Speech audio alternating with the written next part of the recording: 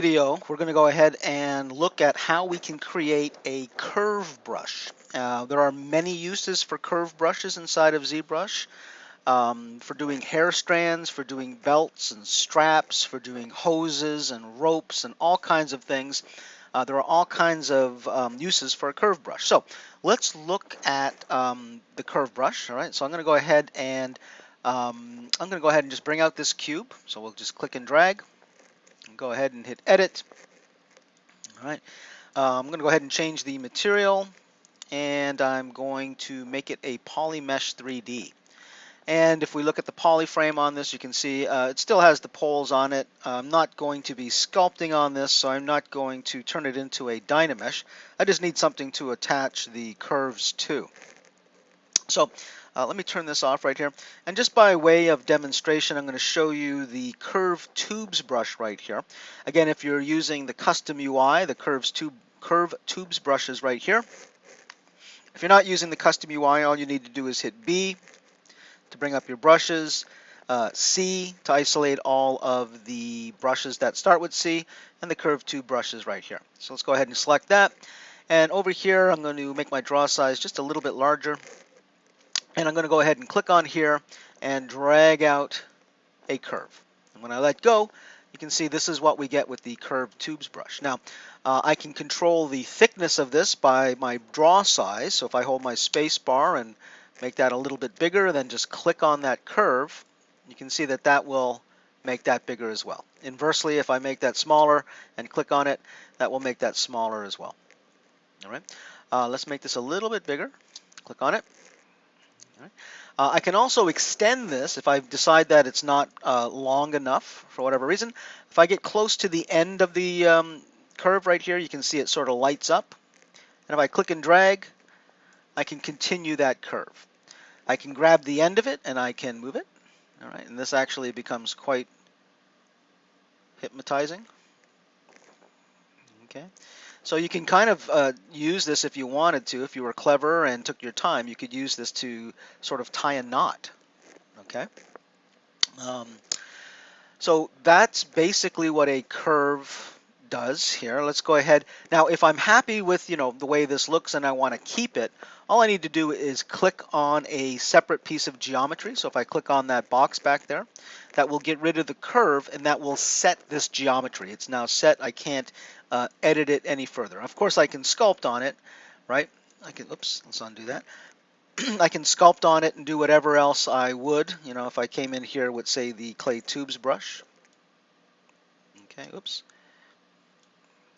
I could come in here and sculpt on that. Now you'll notice that when you sculpt on a thin piece of geometry like that, it does kind of destroy it. So in that case, what I would do is turn on backface masking right here. Backface masking can also be found in brush.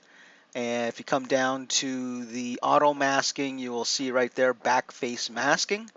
All right, if we hold control, it'll tell you that backface masking will just preserve thin geometry for the most part. So if I sculpt on this now with the clay tubes, you can see it's not pulling from the other side right there. With backface masking off, if I try to sculpt on that, it pulls from the back side. All right. So backface masking is something that you may want to use when you're working on thinner pieces of geometry. All right. So that's a curve brush. I'm going to show you now how we can make a curve brush. So let me go ahead and let's just back up here till we're back at this cube. And all right. So what I'm going to do with this cube right here, let me turn my poly frame on. All right. I'm going to, I want to take the top and bottom off of this cube. So I'm going to hold down Control, Shift, and Alt. Control, Shift, and Alt will give me this red box. Anything in the red box will be hidden when I let go. All right. If I want to bring it back, I just hold Control and Shift and click, and that will bring it back. All right. Inversely, if I just hold Control and Shift and get the green box, that will hide everything else except what's in that box. All right, so we'll bring that back. So what I want to do though is get rid of that top plane right there. So I'm going to go ahead and hold down Control, Shift, and Alt and get rid of that. And I'm going to get rid of the bottom plane as well. Control, Shift, and Alt. There we go. So now we have, if I turn double on, you can see, now we have a box that does not have a top or bottom. I want to make sure that I hit delete hidden so that I get rid of those hidden pieces. Again, with the custom UI, delete hidden is right down here. If you're not using the custom UI, you're going to have to come into subtool, or sorry, geometry, and scroll down here till you see modify topology, and delete hidden is right there. So that will delete those hidden pieces of geometry. I'm then going to come into the scale, and I'm going to scale this in a little bit, something like that, and maybe a little bit like that. So this is what we've got. Turn my floor off. This is what we've got right here. This is what we're going to use for our curve brush. All right, so once I've got this piece of geometry, all I need to do now, I'm going to go ahead and double click on my divider and grab my brush menu and move over. And let's close that up. All right, so we've got this right here. I'm going to visit this in a second, but for us to make this into a curve brush, all I need to do is come up to stroke. Oops, stroke. There we go. And right here where it says curve, I'm going to open that up and turn on curve mode. All right, and that's basically it. So now if I come over here to brush and create, I'm going to go ahead and create an insert mesh brush. When I click on this, I'm going to get a window asking, do I want to create a new brush or append it to whatever brush I have existing? Remember that we should always choose new. All right, so I'm going to go ahead and say new. There's our curve brush right there. Now if I come over here and grab, say, a sphere, bring that out, we'll make that a polymesh 3D. My curve brush is still selected right there, so if I click and drag on this, oops, let me undo that. Let me just double check and make sure that curve is turned on. Got to make sure that curve mode is turned on. All right. So now when I click and drag, you can see there's my curve. There's my cube that I made. You can see. All right, let's get in here. I'll turn double on again so you can see both sides, and you can see there's the brush that I just created. Now there is a problem with it. You can see that all of those pieces are not really connected. All right, so we can fix that. If we come over to our brush menu and we scroll down a little bit let's close up create and open up modifiers. If I scroll down here, there's a couple things I'm going to change. I'm going to turn off tri-parts. We'll get to that in a few minutes. I'm going to turn on weld points. That will weld all of these pieces together. All right? And this curve resolution will make sure that it smooths this out. So with weld points turned on and curve resolution turned up, I don't go too crazy with it. I mean, you can go all the way. It doesn't really matter. Right? I just turn it up some. All I need to do now is click on that curve. And there you go. All right, let me undo that. So you can see again, all I do is click on that curve, all right, and that takes these settings into account. So now this piece of geometry right here, this is our curve brush. If I click and drag this out again, all right, there you go. You can see that is nice and connected. So this would be a nice piece right here for, say, a belt or some straps. Okay, so we've got our curve brush right there. If I click on this piece of geometry, that will get rid of that curve right there. One thing that we can do with the curve, let me just show you. Let's go ahead and just get rid of it. There we go. All right. So with that curve, if I come in here, all right, clearly I can just click and drag on this, and there we go. I've got my belt. It will snap to the underlying geometry. But one thing that we can also do is if I come over here and I click and drag and I hold shift and drag this right off the model and let go, you can see that that will snap to that piece of geometry. All right. If we click on it, we can get rid of the curve. All right. Now we've got a belt. All right. Another thing that we can do here is if I, let's say, okay, right now if I look at this sphere right here, it's all one poly group. I'm going to go ahead and mask out the top half and hit Command W. Command W will create a separate poly group. All right. And if I hold Control and Shift and click on that, I can hide one of those poly groups right there. All right. And coming up to the stroke menu, if I open up the curve functions, I can turn off creased edges, polygroups, and just leave border on and hit frame mesh. And that will put a curve right around that border right there. If I hold Control and Shift and click, I can bring back the other piece of geometry. And all I need to do with this brush selected, with this curve brush selected, is click on it. So let me make my draw size a little bit smaller, and I'm just going to click on it, and there you go. So that piece of geometry now is wrapped around there. So it followed that border, right? So we can do that again. Let me undo this. Let's just click on here to get rid of that. So I can go ahead and say mask off this piece right here. All right, Command W, and let's come down here and mask this off, and Command W. Okay, let's come over to Stroke. We'll turn on polygroups. Oops, go to Stroke. Turn on polygroups here and frame mesh, and you can see everywhere there is a separate polygroup, we have a curve, and if I click on it, there we go. So now we've got those pieces surrounding there. Okay, so that is your curve brush. We can make all kinds of things. I can make wisps of hair. I can make, in fact, let me show you another quick way that we can make an interesting curve brush.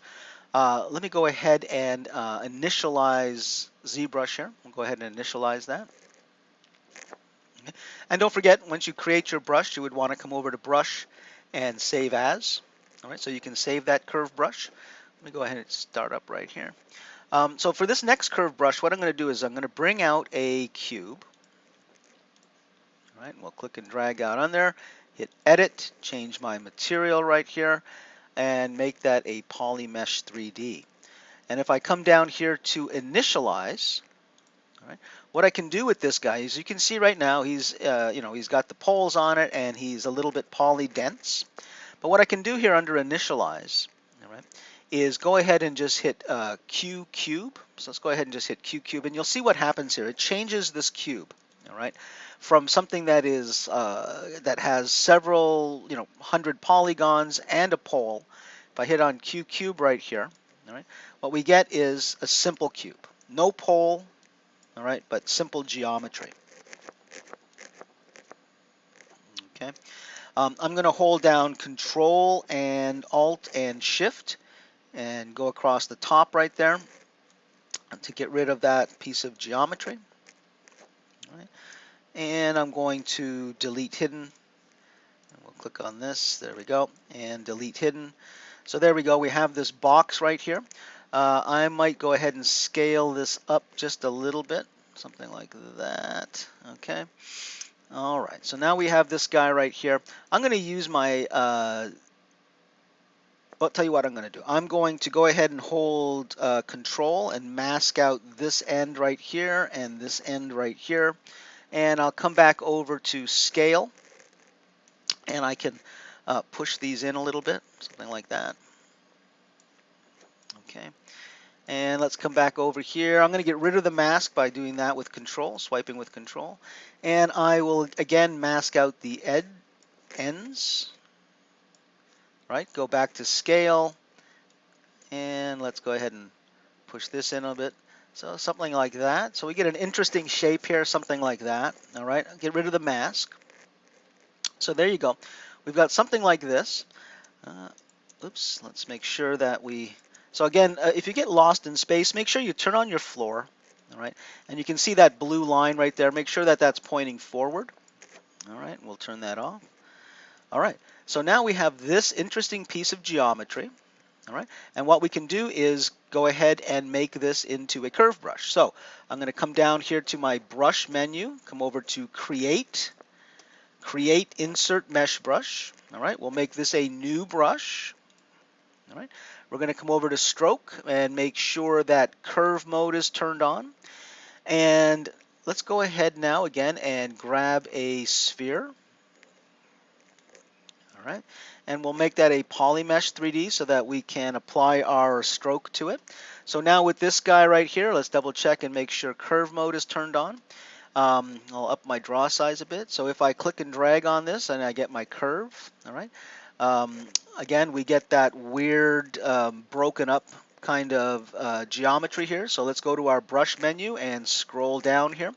We'll turn triparts off, weld points, and curve resolution will bring up. And then again, we'll click on that. So there you go. So we get this interesting kind of shape right here. All right, and we can click and move that. And that's fine and dandy, but we can do one other thing with this that'll make that a little bit more interesting. Let's go ahead and just back up a little bit on this. All right, and now if I come over to my stroke menu, all right, we've got curve mode turned on. I'm going to come down to the curve modifiers, and I'm going to turn on size, and I'm going to open up this curve fall off. And what this size is going to do is it's going to, well, let me just show you. All right, so with size turned on, now as I click and drag, all right, we get this. We get it thick at one end and thin at the other. All right, which makes this great for, like, say, hair strands. If you have loose hair strands on your character, this is great. But the only problem is I want it to be thick at the beginning and thin at the end. All right, so to do that, if we come up to the stroke palette, all right, all we need to do is change. So let's close this up right here where it says where we have this curve fall off. We're going to click on that, and all we want to do is flip this curve. And all I need to do right here is click on FH. That'll flip it horizontally. Okay. So once that's done, if I come out here now and click on that curve, you'll see that it flipped it, right? So we have the thick end here and the thin end here. So let's go ahead and just click and drag.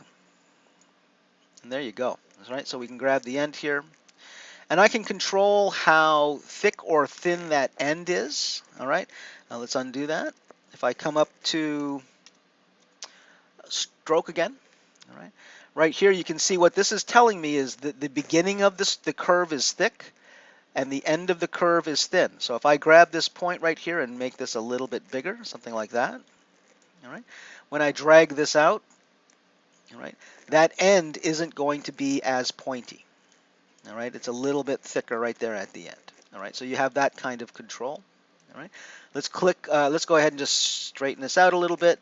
I'm going to go ahead and click on the model to get rid of that curve, and we can go ahead and look at this to see what it looks like in a smooth preview. If we open up dynamic subdivision and turn that on, all right, now you can see what that looks like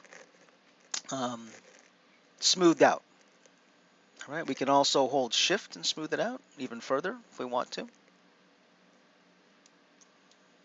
Okay, so that's creating sort of a hair strand kind of brush based on, whatever shape you want to make your original piece of geometry to be. You can turn that into a very cool curve brush. All right, in the next video we're going to look at sort of a variation on this curve brush.